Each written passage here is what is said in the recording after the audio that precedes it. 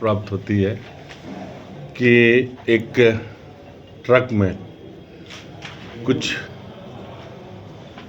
माल जो अवैध नशे से संबंधित है वो रायपुर से चला है और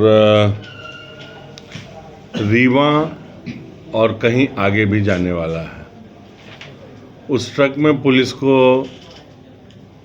धोखा देने के हिसाब से रेलवे के यार्ड से कुछ माल रखा गया था। जब ये रीवा में एक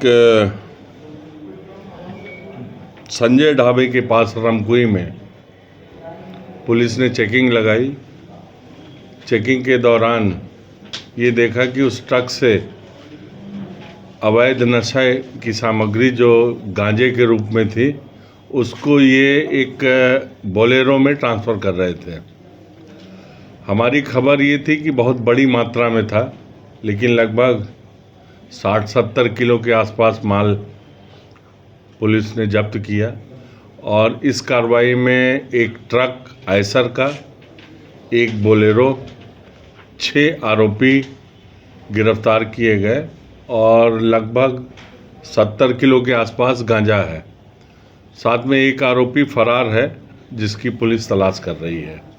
इस पूरी कार्रवाई में 2 दिन तक रीवा पुलिस लगी रही। हमारी साइबर टीम, हमारे एडिशनल एसपी, सीएसपी, एसडीओपी सब मिल के एक संयुक्त कार्रवाई किए, जिसकी परिणति ये हुई कि अवैध रूप से जो गांजा ले जाया जा रहा था वो पकड़ में आया। ये बात अलग है कि मात्रा थोड़ी हमें कम मिल पाई इन्फॉर्मेशन के हिसाब से, लेकिन प्रयास जारी है। और जो नशे के विरुद्ध जो रीवा पुलिस, रीवा जोन की भी पुलिस कार्रवाई कर रही है, उसमें आपने अभी देखा सतना में करीबन 8 पेटी कोरेक्स पकड़ी गई। मैहर में लगभग 6.5 पेटी माल मिला।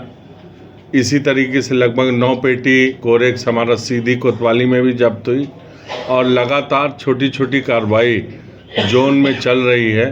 सिंगरौली ज़िले में भी लगभग 7 केस बने हैं हेरोइन और गांजे के।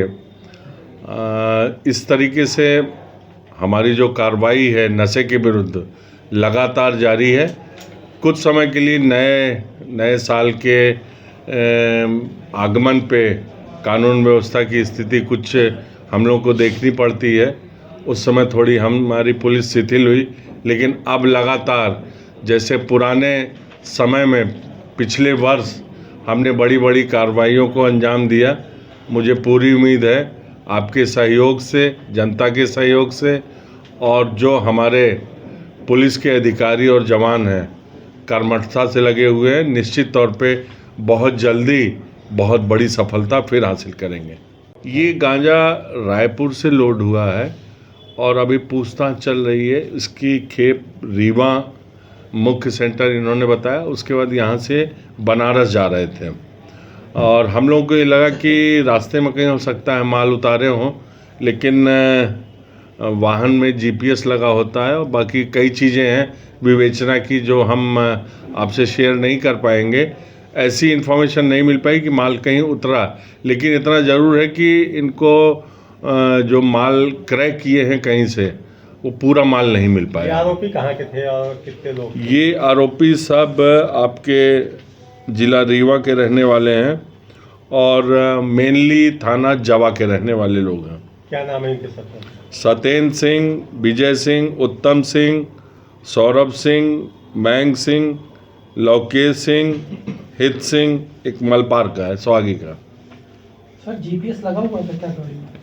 शायद आपको जानकारी होगा कि अब कोई भी परमिट या रजिस्ट्रेशन वाहनों का बिना जीपीएस के नहीं होता। क्या तस्करों ने इतनी बड़ी तैयारी क्यों की थी इतने कम गांजे के लिए? इसका तो उत्तर वही दे पाएंगे।